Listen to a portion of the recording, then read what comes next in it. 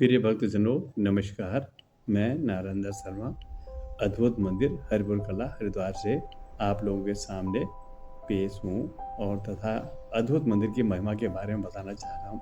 इसको अद्भुत मंदिर क्यों कहा गया है? इस मंदिर को बनाने में ब्रह्मलीन हमारे श्री भूमानंद जी तथा भूमापीठाधीश्वरम अनंत विभूषित स्वामी श्री अच्युतानंद जी के करकमल द्वारा बनाया गया है।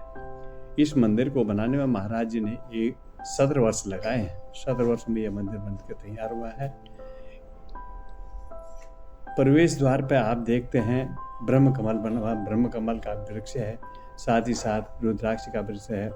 अंदर आते हैं, आप जैसे देखते हैं अंदर की महिमा के बारे में बताना चाहता हूँ। बाएं तरफ से परिक्रमा करते हैं। परिक्रमा के साथ साथ हमारे श्री 108 गणेश जी के विग्रह हैं जो अनेक रत्नों से बने हैं। स्फटिक है, गोमेद है, सनी स्टोन है, लाजवंत है, नीली, नीलम, पखराज आदि से बने हुए हैं। साथ ही साथ दीवारों में आपने देखा जो हमारे अनिष्ट ग्रह होते हैं, हमारी परेशानी को दूर करने के लिए यंत्र दर्शाए गए हैं। इन यंत्रों को यहाँ से अभिसंतरित करके दिया भी जाता है।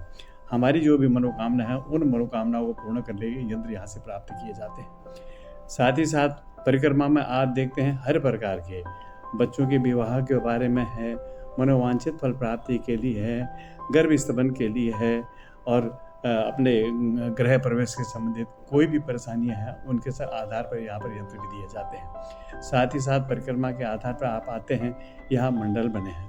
कौन से मंडल में पूजा करने से कौन से देवी देवता प्रसन्न होते हैं, ये चीज़ दर्शाया गया है।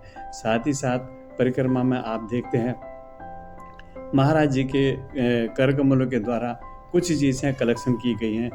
कोई चीज़ें हिमालय पर्वत से लाई गई हैं, कोई समुद्र तल से लाई गई, कोई पृथ्वी के अंदर से लाई गई हैं। शोकेसों में आप देखते हैं कहीं पर क्रिस्टल है, कहीं पर क्रिस्टल है, कहीं पर जो है पृथ्वी के अंदर से निकाले गए खनिज पदार्थ हैं, जिनको दर्शाया गया है, जिनको देखकर हमारे यात्रियों के मनमोहित हो जाते हैं। साथ ही साथ आप देखते हैं यहाँ पर हस्तलिखित ग्रंथ है जिनमें श्री रामचरितमानस जी हैं, श्री रामचरितमानस जी तथा श्रीमद् भगवद गीता।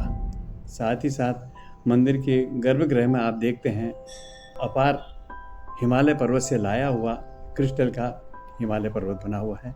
उसके ऊपर आप देखते हैं एक छत्र है जो सोने से बना हुआ है।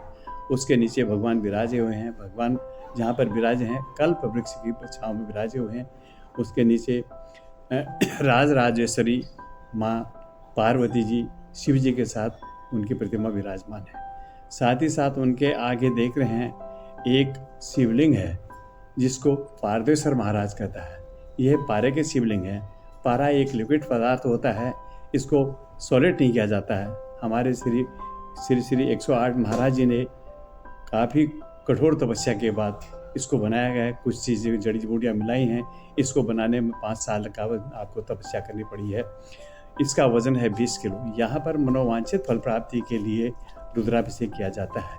यह सुख शांति के लिए, अनिष्ट ग्रहों के निराकरण के लिए, दुख दारिद्र्य को हरने के लिए यहाँ पर रुद्राभिषेक किया जाता है। साथ ही साथ आगे की दिशा में देखेंगे, आगे जो है अच्युतानंद माणिकेश्वर महाराज हैं।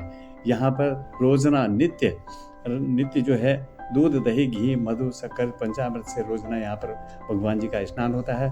उसी के साथ भगवान जी का यहाँ पर उसको स्नान के साथ इनका रुद्राभिषेक किया जाता है। रुद्राभिषेक करने के बाद इनको महाकाल का चित्रण किया जाता है, भोग लगता है। साथ ही साथ यहाँ पर आरती होती है, 2 टाइम आरती होती है। आरती के बाद प्रसाद होता है। प्रसाद लेके भक्त लोग अपने मनोकामना पूर्ण करते हैं। जो भी भक्तगण यहाँ आते हैं इनका अद्भुत मंदिर के दर्शन करते हैं। भगवान भोलेनाथ की ऐसी असीम कृपा रहती है। उनके अनिष्ट ग्रह तथा उनके सुख और दुख सारे दुखों का निवारण कर लेते हैं और यही मंदिर की महिमा है। इन्हीं शब्दों के साथ मैं अपनी वाणी को विराम देता हूँ और जो भी भक्तगण यहाँ आते हैं दोबारा आने की इच्छा रखते हैं, आइए पुनः इस मंदिर के दर्शन कीजिएगा। और जिसने मेरे चैनल को लाइक नहीं किया है, लाइक कीजिएगा, फॉलो कीजिएगा तथा कमेंट बॉक्स में हर हर महादेव, जय महाकाल लिखिएगा। हर हर महादेव। धन्यवाद।